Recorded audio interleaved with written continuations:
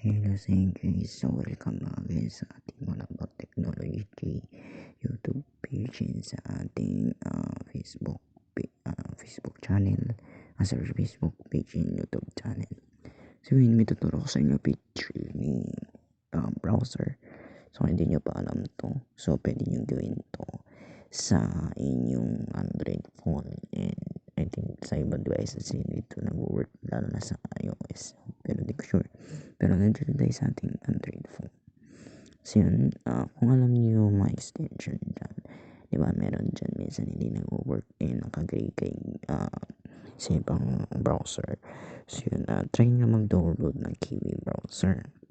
So sa Kiwi browser, ayan, yun yung lightweight app lang or lightweight browser na pwedeng mag-run ng iba't ibang features na pwede yung mga features na dun sa mga desktop or nasa laptop nyo.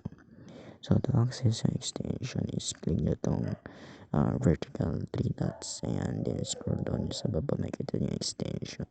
Then kapag nakapag-download naman kayo ng extension is makikita nyo dito sa baba. So na yung sinasabi ko sa inyo na print feature nya. So ito yung print friendly print, ayan. So pwede nyo ma-access by downloading this extension. So diretso ka dito sa extension, ayan. Pwede ko muna sa inyo. Ayan, makatad nyo yung print friendly print and PDF web pages, and yung description nya, make web pages printer friendly and convert them to PDFs, easily remove ads and navigations and customize what you print or PDF, ayan. So working siya. So para mapakita ko sa inyo, ito halimbawa lang natin, ayan, halimbawa ipiprint nyo yung page ng page pictorial, ayan. So click nyo ulit yung vertical 3 dots, then scroll down sa pinakababa natin yung print friendly, ayan.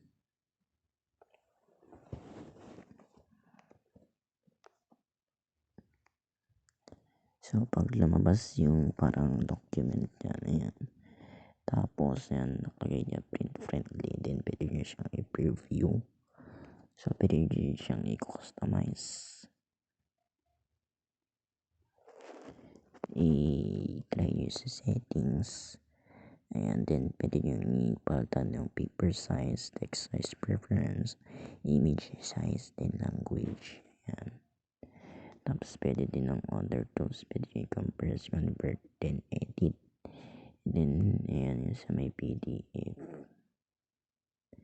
gusto nyo lang, ayan, pwede nyo i-PDF, yan. Sorry, download pala yun by PDF. Then pwede nyo i-download by PDF.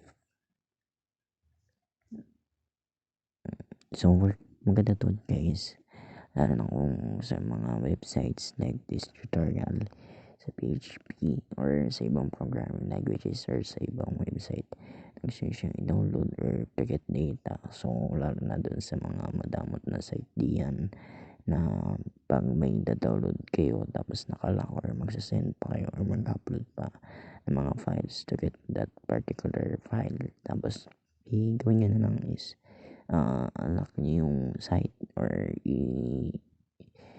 bypass nyo yung access, tapos i-download nyo using this PDF downloader. So free lang siya, free lang tong extension na to sa lahat ng browser.